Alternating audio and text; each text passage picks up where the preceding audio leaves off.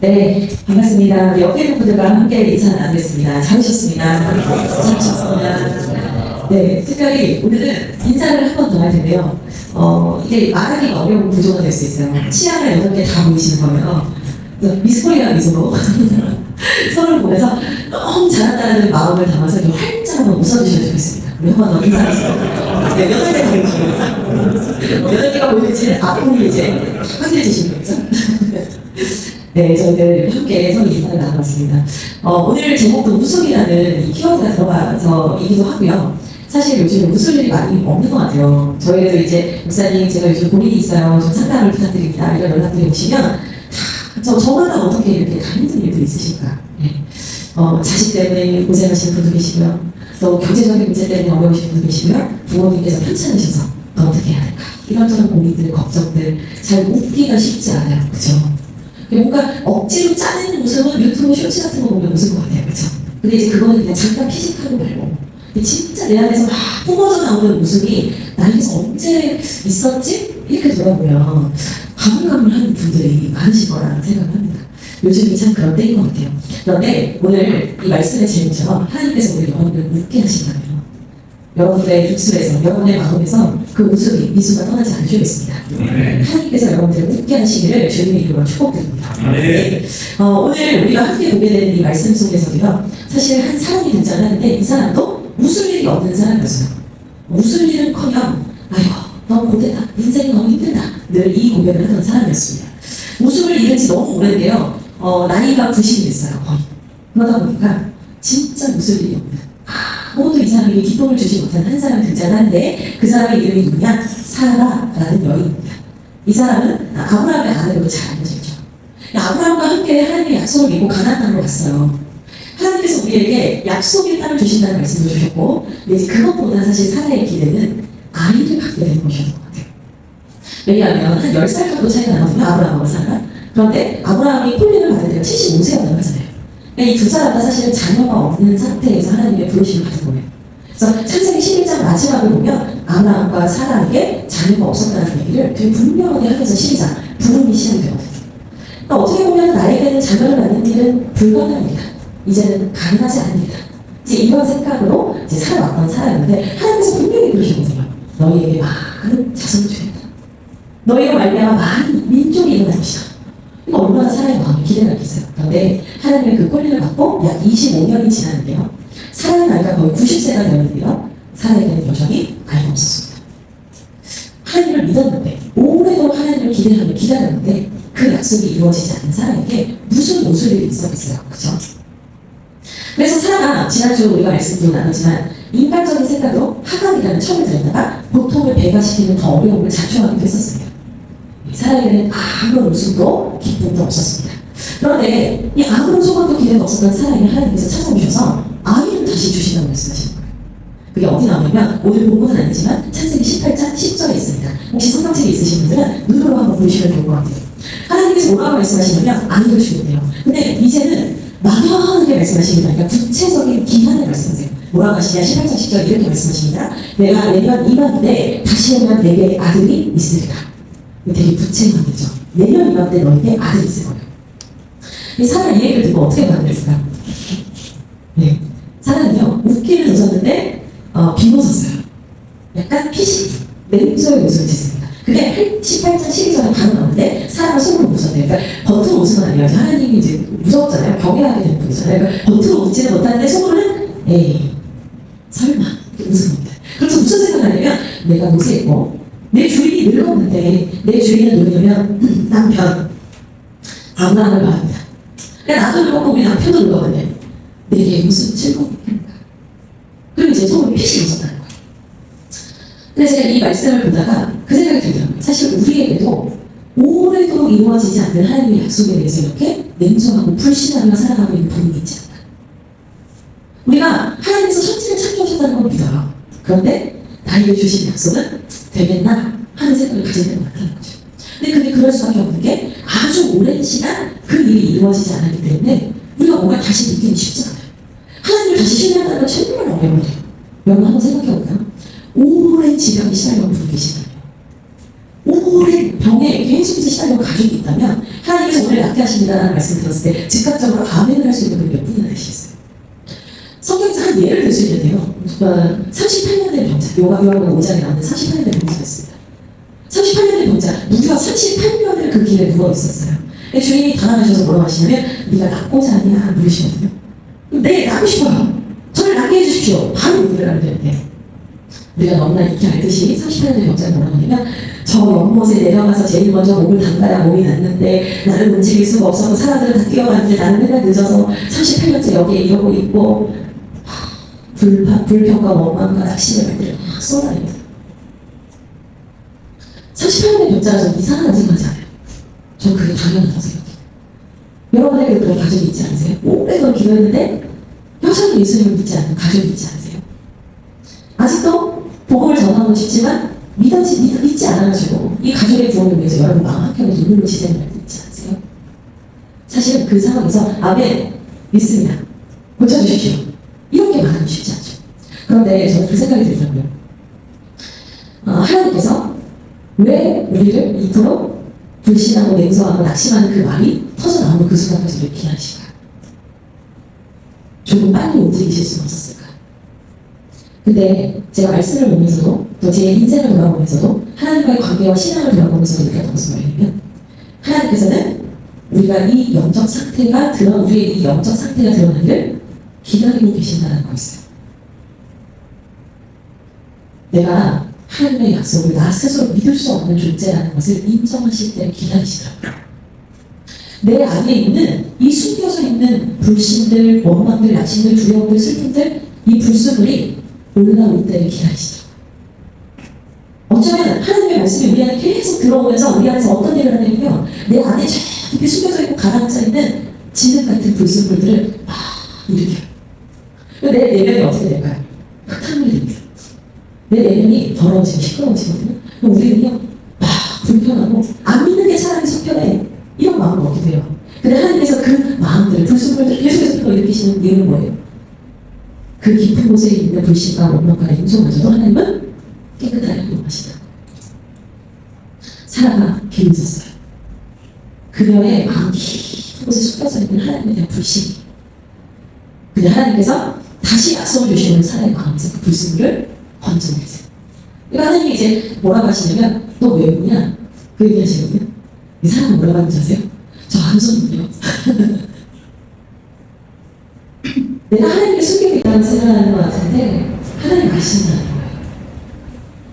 어쩌면 신앙의 여정이라는 건 우리 안에 깊이 있는 이 불순물들을 하나님께서 조금 더 일으키셔서 조금 더 깨끗하게, 조금 더 순전하게, 조금 더 거룩하게 바꿔가시는 과정일지도 모릅니다. 그래서 사라가 아니라고 했지만 하나님께서 맞다 라고 하세요. 우리 안에 선한 것이 없다라는 것을 하나님께서 드러내보시고 나서 다시 말씀하시는 거예요. 뭐라고 말씀하시냐면요. 18장 14절에도 그 말씀이 나오는데 여호와께 능하지 못한 일이 있겠느냐. 기한이 이를 때 내가 내게로 돌아오리니 사라에게 아들이 있을 것이다. 너의 불신을 치료하겠다. 너의 슬픔을 치료하겠다. 너의 냉소를 치료하겠다. 하나님과 너 사이에 있는 그 불순물들을 내가 깨끗하게 하겠다. 나에게는 능치 못한 것이다. 하나님께서 이 약속을 주십니다. 그리고 나서 시간이 지나서 오늘의 말씀이 시작되는 거예요. 어떻게 되었는가? 하나님의 약속은 성취되었는가? 네, 성취됐습니다. 21장 1절에서 2절 말씀을 다시 한 번 더 읽어보겠습니다. 같이 읽겠습니다. 21장 1절에서 2절 같이 읽겠습니다. 시작. 여호와께서 말씀하신 대로 사라를 돌보셨고 여호와께서 말씀하신 대로 사라에게 행하셨으므로 사라가 임신하고 하나님이 말씀하신 시기가 되어 노년의 아브라함에게 아들을 낳으니. 아멘. 여러분 되게 재밌는 게 뭐냐면 믿음의 조상이 아브라함이고 이 당시는 가부장적 사회이기 때문에 모든 하나님의 어떤 역사의 어떤 그 수혜자가 아브라함이 주어로 많이 등장하거든요. 근데 오늘 본문은 특별하게 하나님이 사라에게 집중을 하고 있다는 걸 알 수 있어요. 그러면서 계속 반복되는 게 뭐예요? 우리 눈에 너무 잘 보이는데 21장 1절에 여호와께서 말씀하신 대로 2절에 하나님이 말씀하신 시기가 돼요. 이 1, 2절 사이에 무려 3번이나 나와요. 하나님이 말씀하신 대로 이루셨다. 여러분, 하나님은요 반드시 말씀하시는 것을 이루는 분이에요. 하나님은 반드시 성취하세요. 그분은 그분의 말씀을 반드시 이루시는 분이에요. 그래서 사라가 아이를 낳게 됩니다. 그런데요, 여기에서 특별히 강조하고 있는 게 있어요. 사실은 여호와의 말씀대로는 3번 써도 되거든요. 근데 마지막 3번째는 어떻게 표현해요? 여호와께서 말씀하신 대로 그 다음에 2절에 하나님이 말씀하신 시기가 돼요. 이 얘기를 하거든요. 그러니까 결국 여기서 말하는 건 뭐냐면 하나님의 말씀은 3번이나 말이요 반드시 이루어집니다. 확실합니다. 그런데 언제 이루어지냐면 하나님의 때에 이루어집니다. 이 시기라는 단어가 히브리어 원문에 보니까 하나님의 정확한 때를 의미하더라고요. 이 하나님의 정확한 때를 의미하는 히브리어가 다른 데서 어떻게 쓰였나 보니까 구약 성경에서 절기를 의미할 때 쓰인 단어예요. 유월절, 무교절. 너희가 이 정해진 때에 하나님께 나와서 예배하라 할 때 하는 예배하는 절기가 있잖아요. 그 절기를 사용하는 단어가 절기에 사용하는 단어가 이 시기더라고요. 하나님이 정해두신 정확한 때는 의미예요. 그러니까 하나님의 말씀이 이루어집니다. 그거는 믿는 사람들이 다 알아요. 그런데 우리의 믿음이 흔들리는 지점이 어디예요? 그 때를 몰라서 흔들리는 겁니다. 그 시기에 대한 불안함, 그 시기가 늦어지는 것에 대한 답답함 때문에 우리 안에 하나님에 대한 불신이 생긴단 말이에요. 그런데 말씀대로 이루어졌습니다. 말씀대로 이루어졌습니다. 말씀대로 이루어졌습니다. 그런데 언제 이루어지냐면 하나님이 정하신 가장 좋은 그때, 하나님이 정해주신 그때에 이루어질 것입니다. 그때에 하나님은 역사하실 겁니다.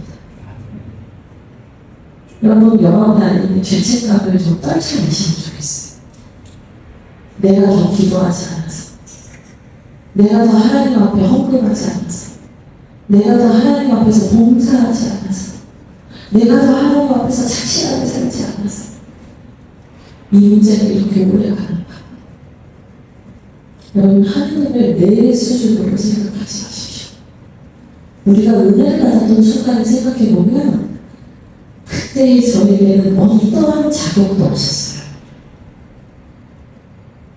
내가 그런 자격이 있어서 하나님 그 은혜를 주셨던 게 아니에요.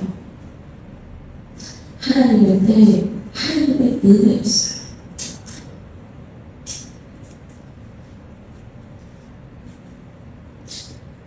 여러분, 우리가 그 때에 대해서 알지 못하기 때문에 답답하지만 때로는 그 때를 알지 못하기 때문에 기대하고 설레어하며 살 수도 있습니다. 저희 어머니가 임영웅이라는 가수를 진짜 좋아하세요. 저한테 뭐 해달라고 별로 안 하세요. 제가 바쁜 걸 아시니까. 그 저희 어머니가 한 10번 말씀하신, 요청하신, 거의 요구하신 게 있어요. 임영웅 콘서트 티켓 한 번만 얘기해줘. 근데 제가 막 들어가면 엄마 나 8,000원 되게 싫어. 몇 번을 싫어했는데 실패를 했어요. 그 어머님이 이번 주에도 저 한 번만 다시 해주면 안 돼.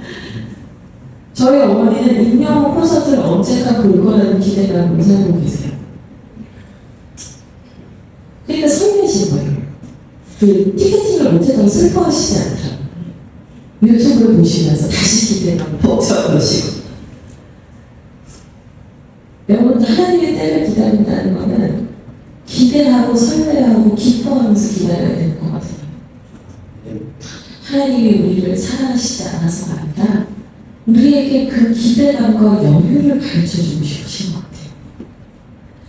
특별히 오늘 말씀 핵심 구절인데요. 21장 6절에 아들을 낳고 나서 사라가 이르되 이렇게 말합니다. 하나님이 나를 웃게 하시니 듣는 자가 다 나와 함께 웃으리로다. 하나님이 나를 진짜 웃게 하셨습니다. 그래 여러분, 웃게 하셨습니다. 이게 그냥 아들 낳고 그냥 해산하고 출산하고 이렇게 기뻐하는 거 맞잖아요. 근데 제가 시제를 봤어요. 히브리어 원문 시제를 보니까 완료형으로 돼 있어요. 완료형이 뭔지 다 아시죠? 과거에 이미 일어나는 사건이, 감정이 현재까지 지속될 때 쓰는 게 완료잖아요. 그러니까 사람은 언제부터 웃은 거예요? 사람은 애를 낳기 전부터 계속 웃고 있었던 거예요.